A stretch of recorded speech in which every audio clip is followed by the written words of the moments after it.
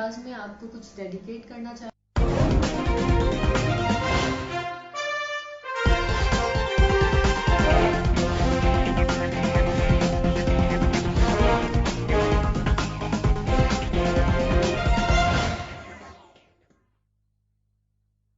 Lockdown के तीसरे phase से उम्मीद लगाकर बैठे उद्योगों पर मजदूरों का पलायन भारी पड़ता दिख रहा है। पूरे देश में हालात एक जैसे ही है। परेशानी उन राज्यों में ज्यादा है जहां उद्योग बहुतायत में है या जहां की पूरी इकोनॉमी का दारोमदार प्रवासी मजदूरों के कंधे पर है। गौरतलब है कि अकेले राजस्थान में ही 16 लाख मजदूरों ने कई राज्यों में वापसी के लिए रजिस्ट्रेशन करवाया है। राजस्थान के औद्योगिक संगठनों ने चिंता जाहिर करते हुए कहा कि बिना मजदूरों के उद्योग नहीं खुल पाएंगे। उन्होंने कहा कि रातों रात मजदूरों के पलायन से उद्योग जगत हिल जाएगा। फेडरेशन और राजस्थान ट्रेड एंड इंडस्ट्रीज और एम्प्लॉयर एसोसिएशन ऑफ राजस्थान ने सरकार से मजदूरों की यात्रा को रोकने का आग्रह किया है, जबकि राजस्थान सरकार ने स्पष्ट किया है कि मजदूरों को उद्योगपति ही रोक सकते हैं। सरकार इसमें कोई भूमिका नहीं निभाएगी। हालांकि सीएम अशोक गहलोत ने कहा है कि वापसी के लिए उन्हीं लोगों को छूट है जो लॉकडाउन शुरू होने से कुछ पहले आए हैं, क्योंकि केंद्र सरकार की गाइडलाइन यही इजाजत देती है। दूसरी ओर आंध्र प्रदेश के कई अखबारों में दो तरह की खबरें हैं। एक तो उद्योगों के संकट को लेकर मजदूरों की वापसी के बारे में, और दूसरी खबर है किस तरह वापसी के इच्छुक लोगों से जबरन पैसे वसूले जा सकते हैं। देश भर में औद्योगिक संगठनों ने सरकार के इस फैसले पर आपत्ति जाहिर की है। आपत्ति तो श्रम विभाग के उस आदेश पर भी है जिसमें मजदूरों को वेतन देने के निर्देश दिए गए हैं। हालांकि श्रम पर संसदीय समिति के अध्यक्ष सांसद भर्तृहरि मेहताब का कहना है कि लॉकडाउन के दौरान उद्योगों को अपने कर्मचारियों को वेतन के भुगतान के लिए मजबूर नहीं किया जा सकता। समिति ने अपनी रिपोर्ट में कहा है कि प्राकृतिक आपदा के चलते उद्योगों के लंबे समय तक बंद रहने के बाद दोबारा शुरू होने से पहले वेतन का भुगतान संभव नहीं है। समिति की दलील है कि नियोक्ता उद्योग बंद होने के लिए जिम्मेदार नहीं है। समिति ने इस रिपोर्ट को लोकसभा अध्यक्ष ओम बिरला के सामने ऑनलाइन पेश कर दिया है। हालांकि देश भर में कई कंपनियों, फैक्ट्री मालिकों ने अपने मजदूरों से अप्रैल माह का वेतन नहीं रोका है, लेकिन उनका कहना है कि सरकार को इंडस्ट्रियल का पक्ष भी देखना चाहिए। ब्यूरो रिपोर्ट, जन टीवी न्यूज।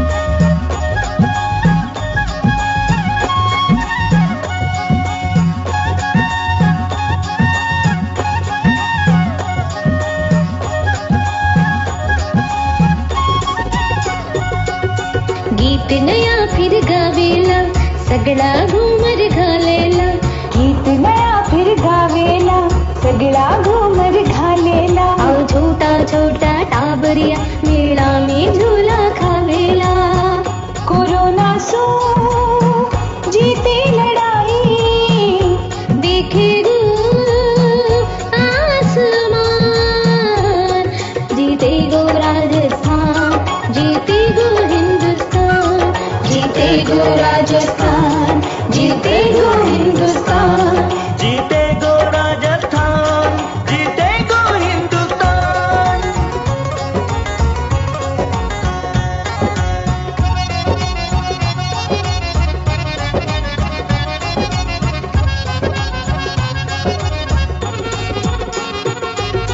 राम पीर का मेला में जयकारा फिर सुना गेला डिग्गी का कल्याण घड़ी के नौबत बाजा बाजेला खाटू के बाबा के हौसी फिर बचना को संग्राम जीते गो राजस्थान जीते गो हिंदुस्तान जीते गो राजस्थान जीते गो हिंदुस्तान।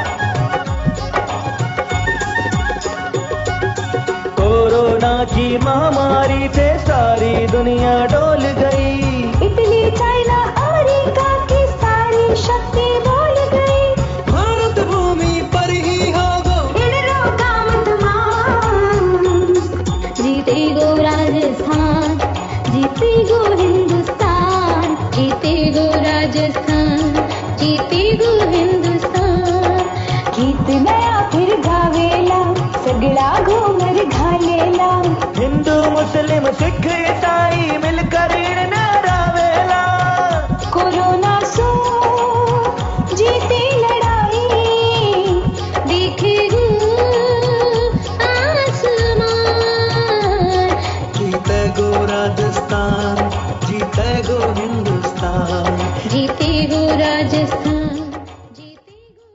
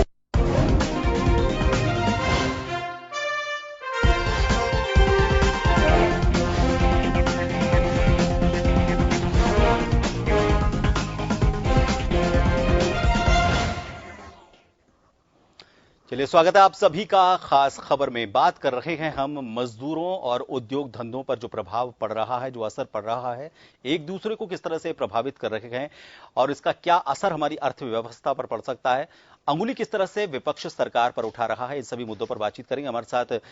हमारे साथ मेहमान जुड़ेंगे। आपको बता दें, मेहमानों से हम जुड़ने की कोशिश कर रहे हैं। सुरेश अग्रवाल जी हैं, अध्यक्ष फोर्टी के, वो हमारे साथ जुड़ेंगे। इसके अलावा मदन राठौड़ जी हैं, भाजपा नेता, राजीव अरोड़ा कांग्रेस नेता हैं और योगेश जैन हैं जो कि उद्योगपति हैं, भिवाड़ी से, वो हमारे साथ जुड़ेंगे। इससे पहले आपको बता दें कि आखिर समस्या और दिक्कत कहां पर आ रही है। सरकार का यह कहना है कि जो भी प्रवासी अप्रवासी मजदूर हैं उन सभी को भेजने के लिए, उनके घर भेजने के लिए, उनके राज्य भेजने के लिए बसों और ट्रेनों की व्यवस्था की गई है। लेकिन उद्योग धंधे जो चला रहे हैं लोग, उद्योगपति जो हैं, जो कि एमएसएमई सेक्टर से भी जुड़े हो सकते हैं, लघु उद्योग से जुड़े हो सकते हैं या फिर बड़े उद्योगों से जुड़े हो सकते हैं, उन सबका कहना है कि जो काम करने वाले मजदूर हैं, अगर वो ही राज्यों से चले जाएंगे तो फिर काम होंगे कैसे, कौन उन फैक्ट्रियों में काम करेगा।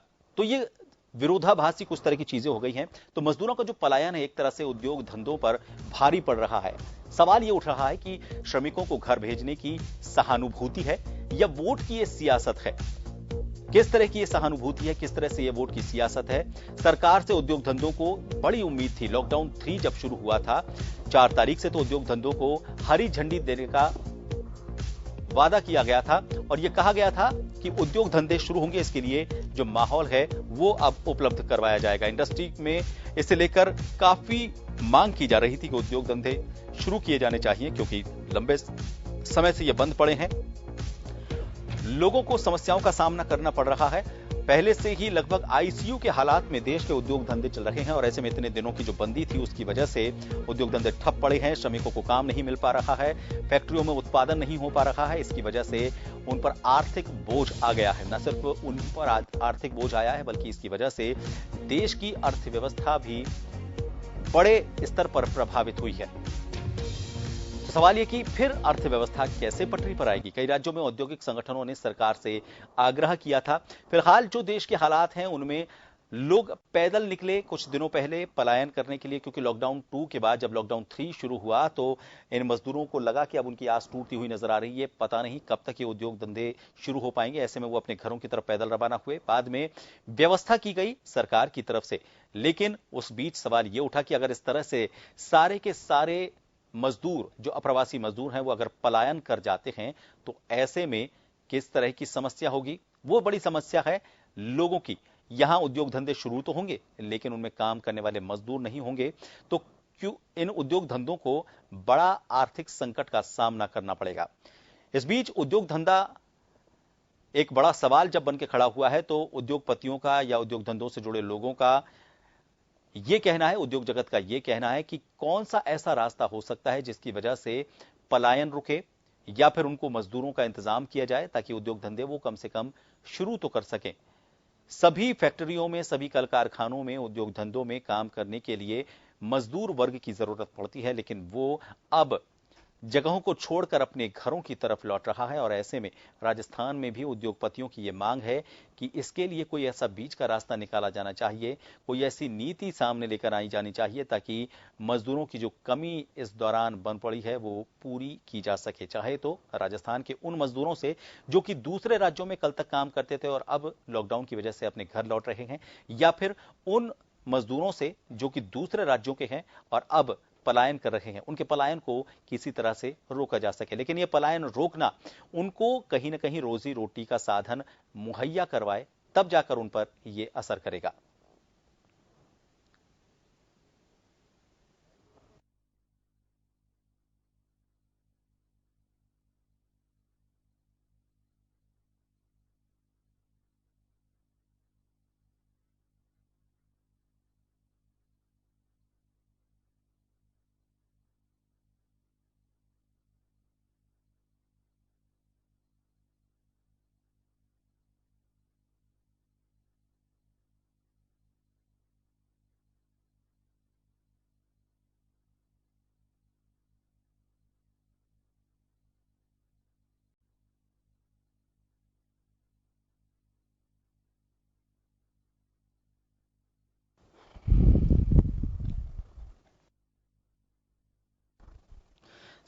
सवाल यह उठ रहा है कि अब ये जो कोशिशें की गई हैं प्रदेश सरकार की तरफ से और केंद्र सरकार की तरफ से इन कोशिशों को सहानुभूति का नाम दिया जाए या फिर वोट की सियासत कहा जाए।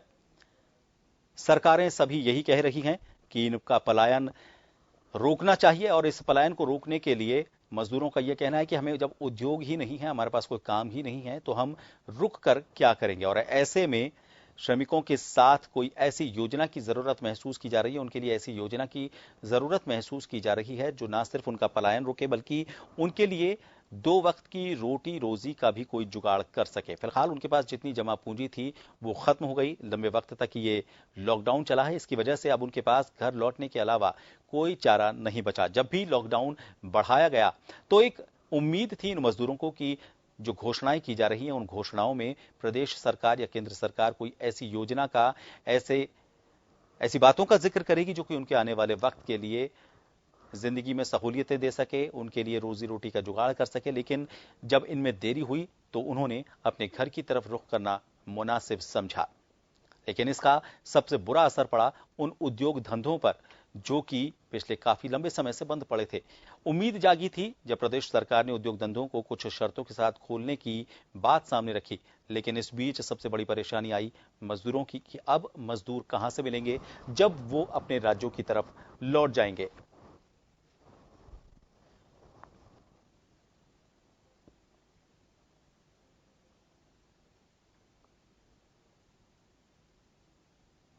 ये फैक्ट्रियां फिर रफ्तार पकड़ना चाहती हैं, मजदूर काम धंधे पर लौटना चाहते हैं, लेकिन कौन सी ऐसी जरूरतें हैं जो इस पूरे माहौल को पैदा करें, जो वो माहौल दे सकें कि फिर से उद्योग धंधे अपनी पटरी पर आ सकें। इसके लिए सरकार की तरफ से किसी बड़ी घोषणा का इंतजार है। उद्योग धंधों पर कुछ शर्तें लागू की गई हैं, उन्हें सैलरी देनी है, इसके अलावा रहने की व्यवस्था उन्हें अपने यहां पर करनी है, कुछ प्रतिशत मजदूरों के साथ उन्हें काम धंधे शुरू करने हैं।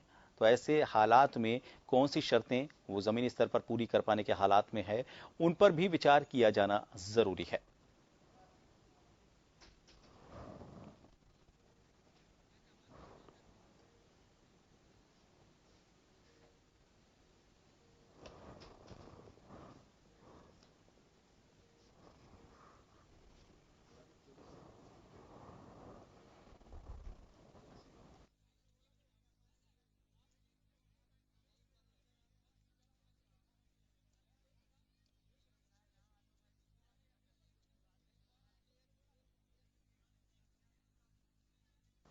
राज्यों की सीमाओं पर जैसे ही मजदूरों की संख्या बढ़ी तो सबसे बड़ी चिंता यह हुई कि कोरोना में ये कैसे इस दौर में मुकाबला कर पाएंगे, सोशल डिस्टेंसिंग की पालना वो कैसे करेंगे।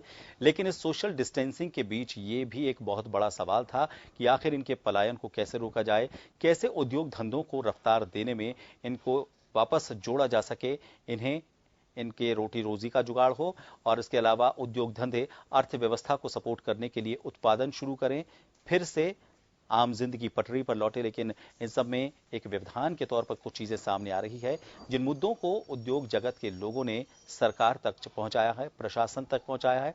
मीटिंगों के जो दौर चले उन दौर में भी ये कोशिश की गई कि जो बातें हैं उद्योग धंधों को शुरू करने की जो जरूरतें महसूस की जा रही हैं उन जरूरतों को पूरा किया जाए सरकार की तरफ से।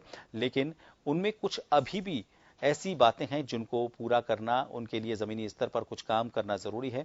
प्रशासन ने अपनी तरफ से कई इंतजाम किए हैं। मजदूरों के मद्देनजर अगर बात करें उनके खाने पीने को लेकर तो सरकार, भामाशाह कई लोग आगे आए, मदद के लिए हाथ उन्होंने आगे बढ़ाए ताकि इस लॉकडाउन के दौरान उन्हें भुखमरी का सामना न करना पड़े। उनके स्वास्थ्य को लेकर स्वास्थ्य विभाग ने इंतजाम किए, स्वास्थ्य जांच की गई। लेकिन इस बीच बड़ा सवाल यह कि जब ये लौट रहे हैं तो उनकी वापसी को लेकर क्या उम्मीद ये अपने साथ लेकर जाएं, कि इस उम्मीद से अगर इन्हें रुकना भी पड़े तो कौन सी वो उम्मीद है जो इन्हें रोक सके। इसको लेकर सरकारों को ध्यान देने की जरूरत है।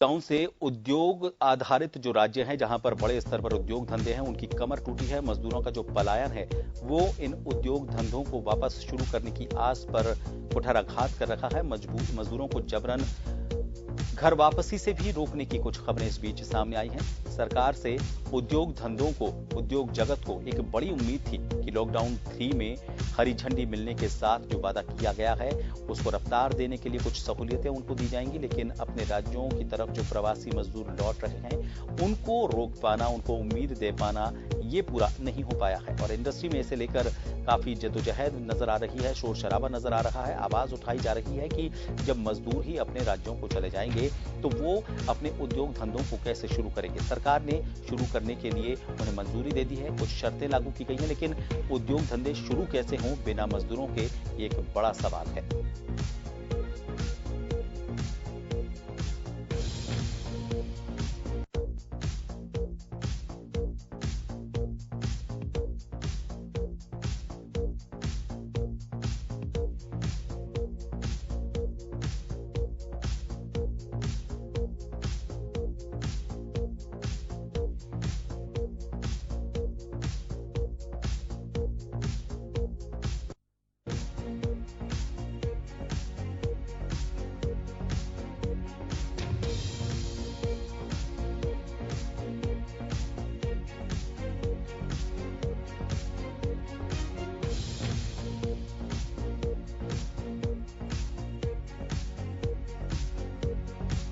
कहा है कि मजदूरों को उद्योगपति ही रोक सकते हैं, ये राजस्थान सरकार का कहना है। कहा कि सरकार इसमें अपनी कोई विशेष भूमिका नहीं निभा सकती, ये व्यवस्था उद्योग धंधों को अपने स्तर पर करनी होगी। सीएम गहलोत ने कहा कि वापसी के लिए उन्हीं लोगों को छूट दी गई है जो लॉकडाउन शुरू होने के कुछ वक्त पहले यहां पर आए हैं। परेशानी उन राज्यों में सबसे ज्यादा नजर आ रही है जहां की अर्थव्यवस्था बड़े स्तर पर उद्योग धंधों से चलती है, जहां पर पूरी इकोनॉमी प्रवासी मजदूरों के कंधों पर एक तरह से कही जा सकती है, वहां पर सबसे ज्यादा परेशानी है।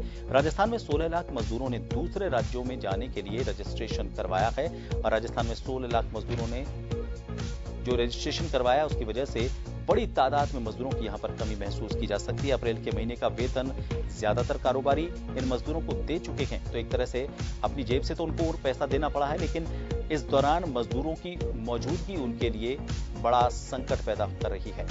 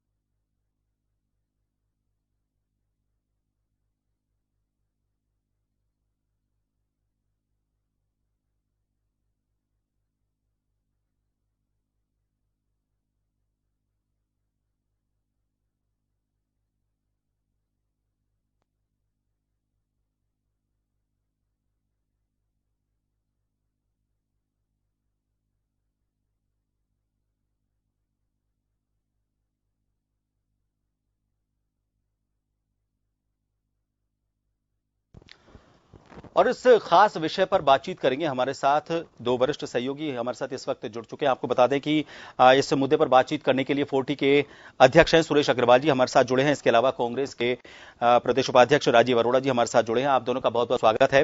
अग्रवाल साहब, आपसे शुरुआत इसलिए करना जरूरी है क्योंकि उद्योग धंधों को लेकर बातचीत की जा रही है। आपकी सरकार से बातचीत हुई थी, ये बात भी ठीक थी कि जब पलायन होने वाला है तो लोग यहां से जाएंगे, मजदूर यहां से जाएंगे। तो लेकिन इस समस्या को लेकर क्या आपको पता था कि इस तरह के हालात पैदा हो सकते हैं, उद्योग धंधे शुरू तो होंगे लेकिन तब तक मजदूर पलायन कर जाएंगे? तो कोई बात सामने रखी गई थी आपकी तरफ से सरकार के सामने? जैसे कि मेरे को समझ में आया है कि जो ये लेबर यहाँ से पलायन हो रही है उसके बारे में विचार व्यक्त करने के लिए मेरे को बोला गया है। तो मैं ये समझता हूँ कि जो लेबर यहाँ से पलायन हो रही है वो लेबर रोकी जानी चाहिए थी। पहले स्टार्टिंग में जो लेबर पलायन हो रही थी उस टाइम तो ये था कि चलो 1 महीने 1.5 महीने का यहाँ से लॉकडाउन रहेगा तकरीबन। पर अब जो इंडस्ट्री को खोलने के साथ साथ जो पलायन का किया गया है, सोचा गया है या किया जा रहा है या किया गया है, वो एक अच्छा कदम सरकार के द्वारा उठाया गया नहीं है। क्योंकि बहुत सारी लेबर अगर पलायन कर जाएगी तो यहाँ पे व्यापार और उद्योग नहीं चलेगा तो व्यापार भी कैसे चलेगा और सरकार की रेवेन्यू भी कैसे आएगी। तो मेरा ये सोचना है कि सरकार को इसके लिए तुरंत ठोस कदम उठाते हुए लेबर यहां से पलायन नहीं करे।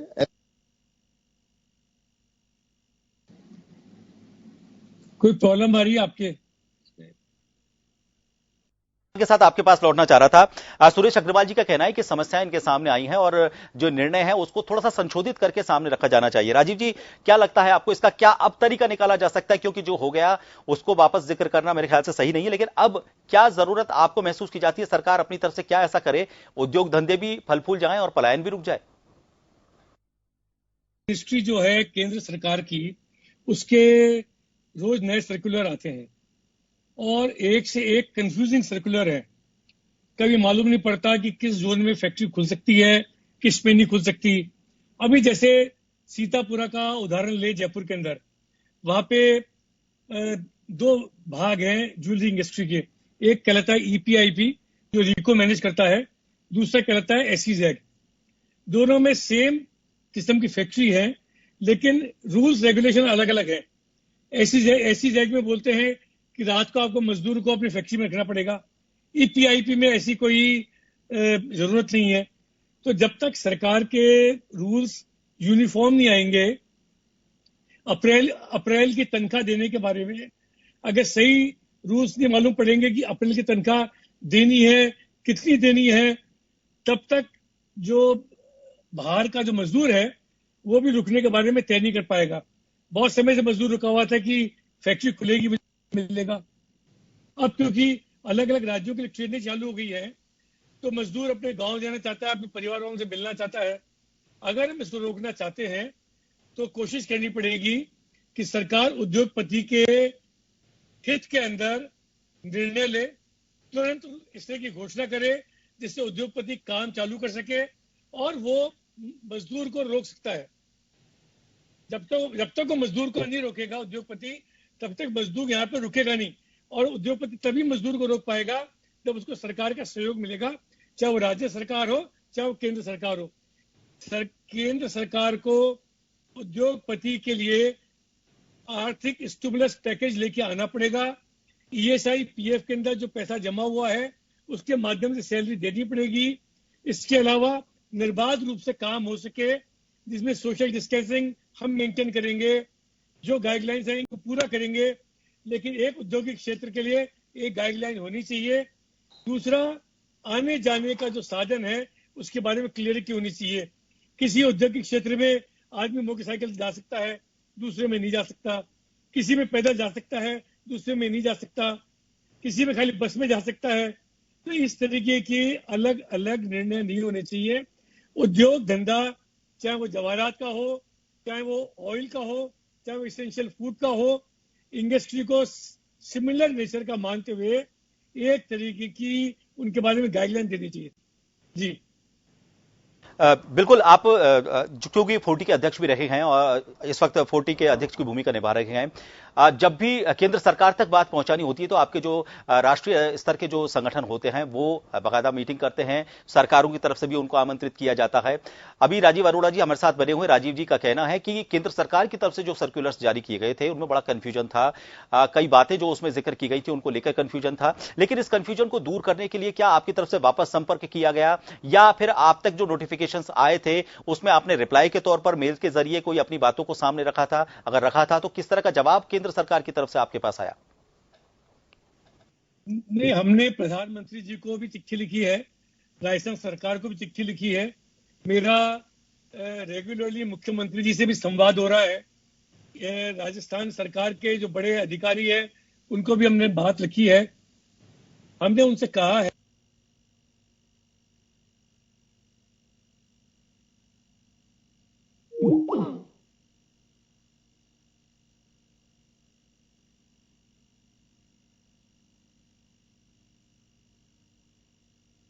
जी हमारे साथ बने हुए हैं, उनका ये कहना है कि सरकारों की तरफ से केंद्र सरकार को जो बातें कही जानी चाहिए थी, अपनी बात जो पहुंचानी चाहिए थी, उनमें किसी भी तरह की कोई कमी नहीं रही है। राज्य सरकारों ने अपनी बात अपने स्तर पर पूरी उठाई है, लेकिन जो कंफ्यूजन रहा है वो कंफ्यूजन केंद्र सरकार की तरफ से रहा है।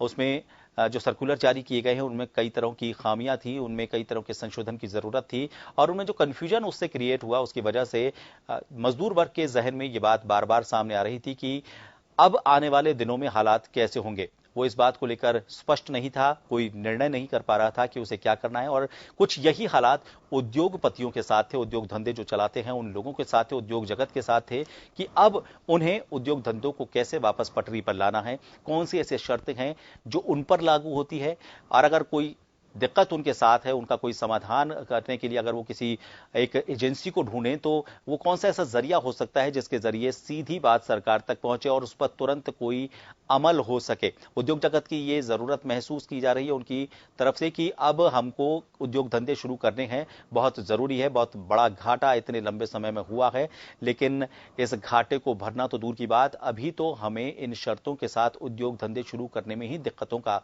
सामना करना पड़ रहा है।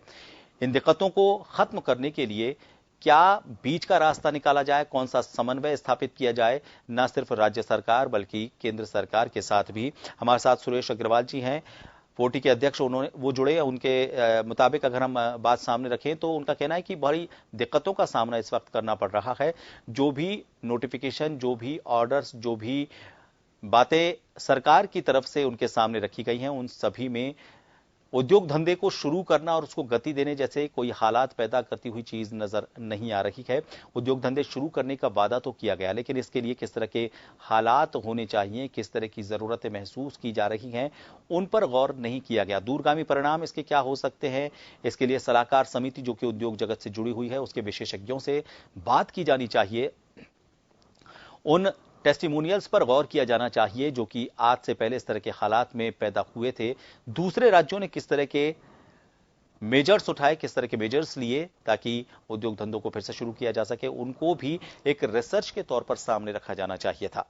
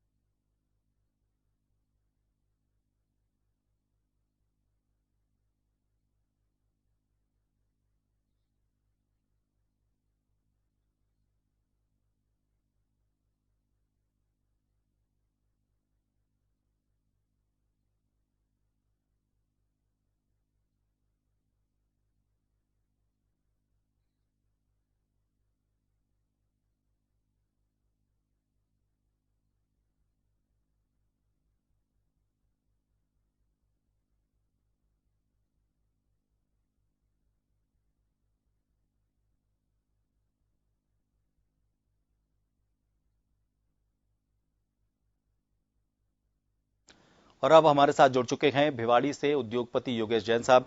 योगेश जी, आपका बहुत बहुत स्वागत है जन टीवी पर। मजदूरों की कमी, पलायन उनका रोकना और उद्योग धंधे शुरू करने की जो बहुत बड़ी जरूरत है, किस तरह से दिक्कतों का सामना करना पड़ रहा है, क्योंकि मजदूर नहीं मिल पा रहे हैं। बाहर से जो राजस्थान के मजदूर थे, जो दूसरे राज्यों में काम करते थे, वो भी अभी यहां पर नहीं लौटे हैं। उद्योग धंधे शुरू करने का दबाव आप पर अर्थव्यवस्था की वजह से भी, और खुद आपकी जो मजबूरियां हैं, क्या दिक्कतों का समाधान हो सकता है? सर धन्यवाद, जन टीवी का बहुत बहुत धन्यवाद।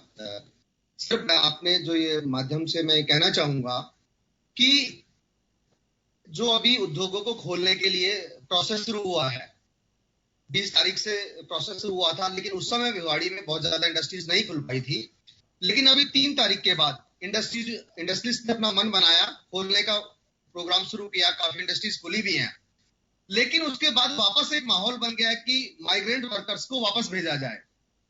तो इस समय बहुत बड़ी समस्या शुरू हो गई है कि जो वर्कर्स काम पे आना भी चाह रहे थे, वो भी वापस रुक गए हैं। उनके मन में एक दुविधा उत्पन्न हो गई है कि जब माइग्रेंट वर्कर्स को वापस भेजने की बात आई है, तो उनके मन में दुविधा उत्पन्न हो गई है कि शायद वापस लॉकडाउन की तरफ तो नहीं बढ़ रहे हैं। तो ये एक बड़ी विडंबना है। और तो मैं सरकार से कहना चाहूंगा कि इसको बिल्कुल हतोत्साहित करें, क्योंकि जब एक तरफ इंडस्ट्रीज को हम ये कह रहे हैं कि वो पेमेंट दें, और तो फिर भेजने की तो बात ही नहीं उठनी चाहिए। जो बात है अपनी, क्या सरकार के प्रतिनिधियों तक या सरकार तक पहुंचाने की कोशिश की? क्योंकि भिवाड़ी बहुत बड़ा औद्योगिक इलाका है और यहां सिर्फ राजस्थान या भारत से जुड़े हुए जो संगठन हैं, उन्हीं की कंपनीज हैं, उन्हीं की यहां पर फैक्ट्रीज नहीं हैं। जो दूसरे देश है जिनसे हमारे अच्छे रिश्ते हैं, अच्छे ताल्लुकात हैं, जिनसे हमारे व्यापारिक रिश्ते अच्छे हैं, उनकी भी यहां पर काफी सारी इंडस्ट्रीज हैं। सर, इसमें बिल्कुल प्रशासन से, जो यहाँ मेन अथॉरिटी है, मीडिया सीईओ, एसपी साहब, उन सबसे इंडस्ट्रियल एसोसिएशन ने सबने बात करी है और उन्होंने कहा कि हम ये आगे कन्वे कर रहे हैं इन बातों को। और कल भी एक मीटिंग हुई थी जिसमें प्रशासन था, तो उन्होंने कहा है कि अभी हमने जो एमएचए की रिवाइज गाइडलाइंस आई है, उसके बेसिस पे कुछ यूपी की बसेस लगनी थी और हमने उनको रोका है। तो वो भी प्रशासन भी इस तरह की लोकल लेवल पे कोशिश कर रहा है। लेकिन अगर जयपुर के लेवल से या दिल्ली के लेवल से अगर क्लियर इंस्ट्रक्शंस आ जाएं, तो जो एक माहौल बन गया है लेबर्स के मन में, वो खत्म हो जाएगा। क्योंकि अगर आप देखेंगे कि शुरू में जैसे लॉकडाउन शुरू हुआ था, तो एकदम लेबर का मूवमेंट शुरू हुआ था, लेकिन उसके बाद लेबर का मूवमेंट रुक गया। कहीं बीच में ऐसी कोई बात नहीं आई कि लेबर जाएगी, बिल्कुल रुक गई थी। लेकिन अभी जो वापस माहौल बन गया, अगर बड़े लेवल से कोई ऐसा मैसेज मीडिया में, टीवी पे आ जाता है, तो उससे माहौल बनेगा लेबर के रुकने का। जी योगेश जी, ये कहा गया था कि जो वेतन उनको देना है मजदूरों को, वो वेतन उद्योगपतियों की तरफ से दिया जाना चाहिए, उसे रोका नहीं जाना चाहिए। दिया भी गया आपकी तरफ से। एक होता है सीधा आपका संपर्क उन मजदूरों से जो रहा है, उसमें आपने उनको समझाने की कोई कोशिश की हो।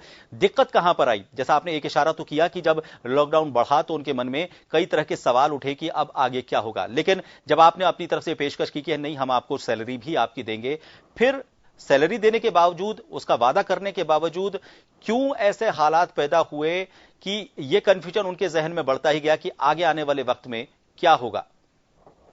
सर, जैसे अगर हम अभी भी लेबर से बात कर रहे हैं, तो उनका बिल्कुल क्लियर कहना है कि सर इंडस्ट्री चलेगी तो हम रुकेंगे। ये ऐसा जो लेबर वे और प्रशासन के द्वारा भी यहाँ भिवाड़ी में सर्वे कराया गया है। इवन प्रशासन को जो रजिस्ट्रेशन, ऑनलाइन रजिस्ट्रेशन का जो इन्होंने सिस्टम शुरू हुआ था, तो भिवाड़ी में लगभग 60,000 के लगभग रजिस्ट्रेशन हुए। उन रजिस्टर्स लोगों में भी एक सर्वे कराया गया, लोगों के पास गए कि अगर फैक्ट्री चल जाती है तो आप क्या जाएंगे? तो उनमें से ज्यादातर ने मना किया कि अगर फैक्ट्री चल जाती है तो हम यहीं रुकेंगे, फिर हम बिहार या यूपी में जाके क्या करेंगे। तो सबसे बड़ी चीज यह है कि ये उनको एश्योरेंस दिया जाए कि फैक्ट्री चलेगी। क्योंकि आज आप ये मान के चलिए, अगर फैक्ट्री बंद रहती है, चाहे सरकार कितनी कह ले कि 100% सैलरी मिलेगी, लेकिन उनके अंदर से ये भी है कि सैलरी हमें मिल नहीं पाएगी। क्योंकि जब ऑनर फैक्ट्री चला ही नहीं पा रहा है, उसका कोई प्रोडक्शन ही नहीं हो रहा है, तो सैलरी कहां से देगा? आपने एक बात जो कही है वो काफी हद तक सही है। अब जो मजदूर वहां से पलायन करके जा रहे हैं, क्या उन्होंने ऐसी कोई बात सामने रखी है कि जब भी उद्योग धंधे शुरू होंगे तो हम वापस लौटेंगे? और अगर ऐसा होता है या वो ऐसे माहौल में आने की वापस कोशिश भी करते हैं, क्या आपको ऐसी जरूरत महसूस होती है कि जिस तरह से पलायन करके वो अपने घरों की तरफ लौटे हैं, तो वापस उनको यहां पर लाने के लिए भी सरकार कोई पहल करे? सर डेफिनेटली जब इंडस्ट्री नॉर्मल सिस्टम होता है तो सरकार को पहल करनी चाहिए, लेकिन अगर मैं अभी भी इसमें देखूं तो जो भी लोग बाग गए हैं, लेबर गई है, वो सब अपने पैसे से गई है। सरकार की तरफ से उन्होंने फैसिलिटेट किया है कि सिर्फ एक प्रशासनिक की गाड़ी की व्यवस्था हो गई है, ट्रेन की व्यवस्था हो गई। सारे जो भी मजदूर गए हैं वो अपने पैसे से ही गए हैं। अगर इंडस्ट्री चल जाती है तो डेफिनेटली मैं मान रहा हूं कि वो आएंगे, लेकिन एक चीज उसमें जरूर है कि उनके अंदर डर रहेगा कि अभी क्या स्थिति रहेगी, तो जो आने का टाइम है वो कितना लंबा हो, वो 1.5 महीने बाद सोचे, 1 महीने बाद सोचे, 2 महीने बाद सोचे, तो नॉर्मल सी आने में कितना टाइम लगेगा वो बड़ा मुश्किल है। अगर वो यहाँ रहते तो उनको काम पे आना बहुत आसान होता। जी जैन साहब, अब आने वाले वक्त के हिसाब से क्या जो गाइडलाइंस आपके पास आई है सरकारों की तरफ से, उनमें लंबे वक्त के लिए या फिर आने वाले वक्त के लिए कुछ स्थायी इंतजामात करने को लेकर, स्थायी सावधानियां बरतने को लेकर कोई गाइडलाइंस आई है? क्योंकि सोशल डिस्टेंसिंग कुछ वक्त की बात तो है, लेकिन उसके बाद उसकी इस तरह से पालना नहीं, लेकिन कुछ संशोधित तरीके से हमें उसकी पालना करनी होगी, जिस हाइजीन का, जिन नियमों का हमें पालन करना हो, ताकि ये बीमारी या इसके बाद कोई दूसरी बीमारी इस तरह के हालात में पैदा ना हो। तो क्या कोई स्थायी इसके लिए आदेश आए कि आपको अब तो ये इंतजामात करने ही पड़ेंगे उद्योग धंधों में अगर मजदूरों से काम लेना है तो? इसकी गाइडलाइंस आई है, बिल्कुल एक एसओपी आया है, पूरा स्टैंडर्ड ऑपरेटिंग प्रोसीजर आया है कि हमें अपने गेट पे सैनिटाइजर रखना पड़ेगा, रूटीन में हमें अपनी पूरी फैक्ट्री को सैनिटाइज कराना होगा, मास्क लगाना होगा, सोशल डिस्टेंसिंग जो कर्मचारी काम कर रहे हैं उसमें रखनी होगी। तो हम अपनी इंडस्ट्री में जो हमारी, जैसे अभी हमने इंडस्ट्री खोली है, तो हमने हर व्यक्ति को 2 मास्क दिए हैं वॉशेबल, कि जिससे वो क्या है कि एक दिन उसको धो ले, अगले दिन पहन के आए, वो हम अपनी तरफ से प्रोवाइड कर रहे हैं। जो मेन जगह है, मेन गेट एंट्री पे, टॉयलेट्स के पास, जो प्लांट में 2-3 जगह, ऑफिस ब्लॉक में, हर जगह हम सैनिटाइजर रख रहे हैं, जिससे वो बीच बीच में सैनिटाइज करता है। हर जगह जहां साबुन से धोने की व्यवस्था पहले भी थी, वो रूटीन में अभी भी है। एक सबसे बड़ी चीज आती है सोशल डिस्टेंसिंग। तो सोशल डिस्टेंसिंग में स्थिति ऐसी है कि जो प्रोडक्शन है, अब प्रोडक्शन में इन्होंने कहा है कि 2 गज की दूरी होनी चाहिए, वो प्रैक्टिकली हर जगह पॉसिबल नहीं है। कि कोई वर्क सिस्टम ऐसा है, घराट पे अगर कोई बंदा काम कर रहा है, कोई सीएनसी मशीन पे काम कर रहा है, तो एक मशीन पे सब 4 आदमी काम करते हैं, तो प्रैक्टिकली उनके बीच में सोशल डिस्टेंसिंग होना संभव नहीं है, कि वो 6 फुट की दूरी संभव नहीं है। तो ये इसके बारे में सरकार को थोड़ा सोचना पड़ेगा कि सोशल डिस्टेंसिंग अगर कहीं काम कर रहे हैं तो उसमें एक्चुअल क्या होनी चाहिए, प्रैक्टिकल क्या होनी चाहिए। पब्लिक प्लेस पे हम 6 फुट की दूरी रख सकते हैं कि जहां हमें ऐसी स्थिति नहीं है। जी एक आखिरी सवाल, अब क्या उम्मीद आपको नजर आती है? क्योंकि जिस तरह से मॉडर्नाइजेशन हुआ, हाथों से काम के बाद मशीनों से काम किया जाने लगा, कुछ जो निर्भरता है मजदूरों पर वो पहले से कम हुई थी। अब आने वाले वक्त में इस तरह के इंतजाम किए जाने लगे कि ऑटोमेटिक मशीनें आए, रोबोट ऑपरेटिक मशीनें आए, वो काम करने लगे। तो इस माहौल में और इंडस्ट्री में जो हालात अभी फिलहाल पैदा हुए हैं, उसमें उम्मीद आप क्या करते हैं सरकार से और प्रशासन से? राज्य सरकारों से मेरा मतलब राज्य सरकारों से भी है और केंद्र सरकार से भी है। तो सर इसमें कोई दोहराई नहीं है कि जो ये कोरोना का एक एपिसोड आया है, इसके बाद जीवन बिल्कुल पूरी तरह से बदल जाए, अपने पर्सनल हमारा सामाजिक जीवन भी और इंडस्ट्रियल अगर जीवन की बात करें उसमें भी। अगर हम इंडस्ट्रीज की बात करें तो डेफिनेटली ये तो पहले से ही चल रहा है कि हम ऑटोमाइजेशन की तरफ जाएं, रोबोटिक टेक्नोलॉजी की तरफ जाएं, लेबर के ऊपर डिपेंडेंसी कम हो। लेकिन इस कंडीशन के बाद और जो भी इंडस्ट्रीज है वो और ज्यादा इसमें इन्वेस्टमेंट करना चाहेगा, जिससे आगे इस तरह की स्थिति नहीं आए। दूसरा, जो आज मीटिंग्स की स्थिति है, जो बिजनेस मीटिंग्स होती थी, मैं मान के चल रहा हूं कि वो बहुत ज्यादा जूम नेटवर्क पे या ऑनलाइन नेटवर्क पे बहुत ज्यादा होने लगेगी, और उसका एक फायदा भी होगा। हम अपनी बिजनेस डीलिंग करने के लिए हमें आज दिल्ली जाना है, पता लगता था कि मेरा 2 घंटा जाने में 2 घंटा आने में, मीटिंग मेरी सिर्फ आधे घंटे की होती थी। तो वहां एक फायदा भी होगा। जो मैं देख रहा हूं कि इसमें सबसे फायदा इंडस्ट्रीज को, आईटी सिस्टम को बहुत ज्यादा फायदा होगा, लैपटॉप्स, मोबाइल्स, क्योंकि हर आदमी चाहेगा कि मैं अपने एम्प्लॉय को, जो भी मेरा मेन एम्प्लॉय है, ज्यादातर एम्प्लॉय है, उनको लैपटॉप दूं जिससे वो घर से काम कर सकें। क्योंकि ये अभी साल भर तक स्थिति चलने वाली है कि कब कहां कौन रेड जोन बन गया, कौन सा कंटेनमेंट जोन बन गया, कब कहां कोरोना का पेशेंट आ गया। तो ये इंडस्ट्री सोच रही है कि अपने ज्यादातर आदमियों को आप ऐसे साधन दें जिससे वो कभी किसी ऐसी स्थिति में बच जाए तो वो काम कर सके घर से। सामाजिक जीवन में भी अगर मैं देखता हूं तो हम ज्यादा से ज्यादा मॉल्स में जाना, पार्टीज में जाना, रेस्टोरेंट्स में जाना, उसको अवॉइड करने लगेंगे लोग। जी बिल्कुल, मेरा आपने सरकार सही कहा। से इसमें एक यही निवेदन है कि जो एक सबसे बड़ी समस्या है, एक बहुत बड़ा इंडस्ट्रीज के ऊपर है बर्डन सैलरी का, तो उसके बारे में कोई प्रैक्टिकल आदेश निकाले जिससे जो लेबर है वो भी परेशान नहीं हो, इंडस्ट्रियलिस्ट भी परेशान नहीं हो। क्योंकि जैसे एक इन्होंने जनरल आदेश निकाल दिया कि सबको देना है जी। मैं इसमें ये कहना चाहूंगा जी कि इसको अगर वो 2 पार्ट में कर दे, जो लेबर क्लास है जिसकी सैलरी 15-20 हजार तक है उसको हम पूरा दें या कुछ बहुत ही मतलब मैक्सिमम पार्ट दें, लेकिन जो अपर एम्प्लॉइज हैं, सीनियर एम्प्लॉइज है जिनकी सैलरी 60,000, 70,000, लाख, 1.5 लाख है, उनको एक नेगोशिएशन अपने लेवल पे करके हम बिल्कुल बिल्कुल आपने सही कहा कि कुछ ऐसे संशोधन जरूरी महसूस किए जाते हैं जिन पर पहले सोचा जाना चाहिए था। बहुत बहुत शुक्रिया सुरेश जी आपका हमसे जुड़ने के लिए, राजीव अरोड़ा जी का और योगेश जैन साहब, तीनों का आप सभी का बहुत बहुत शुक्रिया। जरूरत इस बात की है कि जो भी निर्णय लिया जाए उसको संशोधन की जरूरत कम महसूस हो। जाहिर सी बात है जब फीडबैक आता है तो संशोधन करना पड़ता है, लेकिन जो नियम कायदे लागू किए जा रहे हैं वो हर पक्ष को ध्यान में रखते हुए लागू किए जाएं, क्योंकि सभी चीजें आपस में जुड़ी हुई हैं। उद्योग धंधे चलेंगे तो अर्थव्यवस्था मजबूत होगी। बहुत बहुत शुक्रिया आप सभी का भी, दर्शकों का, हमसे इस खास खबर में जुड़ने के लिए। मुझे दीजिए इजाजत, नमस्कार।